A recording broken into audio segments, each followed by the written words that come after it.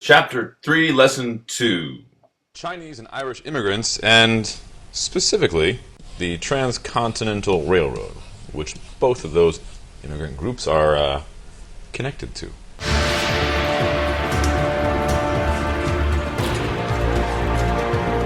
America's ancient wilderness meets modern American steel and muscle. An army of hammer-wielding men. Irish immigrants, Civil War vets, railway men. Their mission, to tame nature itself. I'm Mr. Pinkett doing your play-by-play today. And I'm Mr. Knorr doing the play-by-play also. Over on my left, now on my right, now he's behind me. What are you doing? It's ready to, all right. The railroad. 1862, Abraham Lincoln was president. This was Abraham Lincoln's project that he began, knowing that there's a civil war going on in the North and South, and he doesn't want a civil war between the East and the West.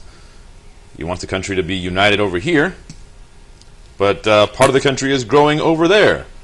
So the country is being divided by the fact that nobody can live out in the Great Plains. So the solution, connect both sides of the country with a railroad. Why did he choose that northern route? Well, because there were no southern congressmen to push their part, Texas to California or any of that. That was their loss. That's what they get for not being part of the Union then. So the railroad goes through your state, and your state gets money, which helps you get reelected. Yeah. Now, we're going to call all of these Pacific railroads because they are trying to connect most of the United States to the Pacific. There's the Central Pacific Railroad and the Union Pacific Railroad. One of them starts on Central California side. One of them in Sacramento, California, The capital. That one starts in Omaha. Omaha. The thriving monopoly. Omaha. Metropolis. Did you see what she was wearing? Omaha. And the geography looks kind of like this. Union Pacific Railroad out here in Omaha using Irish immigrant workers, which makes sense because the East Coast is the coast that the Irish immigrants would come to. And they were the latest group of immigrants, so they got the worst jobs. Like this. This is a bad job. If you're working on this job, this is a bad job. You might get killed. But you had to do something. Central Pacific Railroad, as we said, starting out there in California, In on the the other water. side of the coastal range, in California. I think it's pronounced California. California, Okay. with Chinese immigrant workers. CCC, IOU. Whoa, And that happened fast. up, down, across the desert, up, and they come together at boom. Promontory Point. Promontory Point, Utah.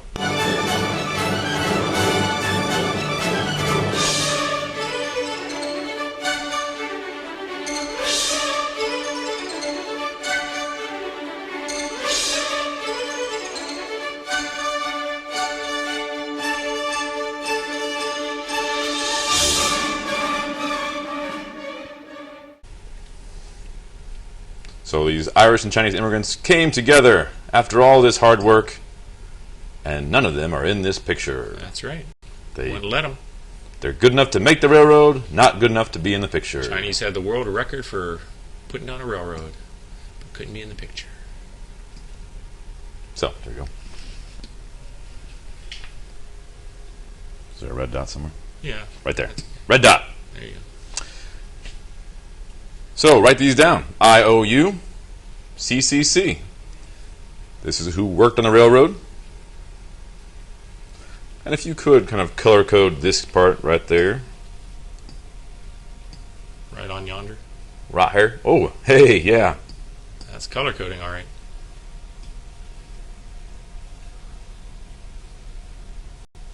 Promontory Point. And they both had their share of complications. If you were on the Union Pacific side, what are they dealing with? Native Americans, mountains. Who were obviously very happy to have them in their land. Yes, killing the buffalo as they travel. Right. And so the Chinese have another challenge, which is? They have the Sierra Nevadas and the type of rock they have to go through, the granite, which doesn't move very easily, and desert, and mosquitoes? No. Stink bugs? Something like that. So that's actually a challenge that the Chinese were uniquely suited to, because they were thought to be inferior, just raw racism, saying that they're a different people and they must not be as sophisticated as we are. But they actually came from a culture of knowing how to build around and with and through mountains. So they knew how to get the train on mountains. And this would never have been done without those two groups. Yeah, so it Never. could not have happened. They took this job because they weren't allowed other jobs or were discriminated against and couldn't get other jobs. So this is dangerous work. That's kind of how it is today, where I'm sure you could probably make a connection to other kinds of jobs that are similar to this, that are today people who are can't be picky with their jobs, so they need to take sometimes dangerous jobs. And this event was looked at as by the rest of the world as it can't be done. This was an impossible task. I'm sure you can probably come up with a connection. Maybe go ask your parents about something that was impossible that people thought couldn't be done, and yet could be done. Like maybe the Redskins making it to the Super Bowl. Yeah, something like that. People said it could never happen, and now look at them. Yeah, it's not going to happen. Who's laughing now? I am. Okay. So what I want you to know is the who, when, why, and the where. So who are they? They're Chinese. When is this? This is right after the Civil War. So before the Civil War, most immigrants are coming here from Western Europe, but that would not be the Irish, mostly the English, French. This is the Chinese, though.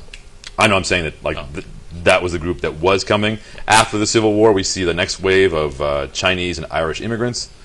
And why are they coming? Hope for opportunity, an end to oppression they may have found there, adventure, and religious freedom. And we're sneaking all that in on you right now because you're going to have to learn that later. And who's coming? Also the Irish. When? After the Civil War. Post-Civil War. Why? They want opportunity. An end to oppression. They're actually, the predominantly Catholic Irish are being oppressed by the Protestant English at this time. Although some of them are coming just for the adventure of it. When you watch the movie Far and Away with, what's his name? Tom Hanks? Shannon. I love you, Shannon. That's Tom Cruise. Right before it was called a really impossible mission that he was coming over on. So I think that's what set up the rest of the movies. Right. Those are the days of thunder, you might say. They were. And, could have been. And you can say that he had to have the top gun at that time in order to survive out there in the West. That's true. And, I had another one, but we've been disturbed by other teachers, so I can't remember now. Hey, guys. And then religious freedom, so in that case that also applies to the Catholic Irish, that if they're being discriminated against for... Come on in. Oh, hey. And where are they going? The East and the Midwest. And... The Chinese were going to the Pacific Coast. Right. So, how are they discriminated against? They had to work long hours for low wages. And they faced unsafe conditions like blasting through a mountain and having the mountain fall on you. Yep. Snow that was 25 feet deep. How were the Irish discriminated against? They were, even here, they had to live in tenement housing. Tenements are apartments that are very, very tiny. And also working long hours and low wages. And, hey, that Lakota arrow in your back, that's not very safe. No. And those are things. Now, what do they actually have to know right now, Mr. Panka? I could lie and say all this stuff, but the key thing I want you to know here is what, up here? Yeah, from here up. From this group up. There you go. So really, the checkpoint is going to focus on everything up to here. Yep. If you can do this stuff, that's just bonus.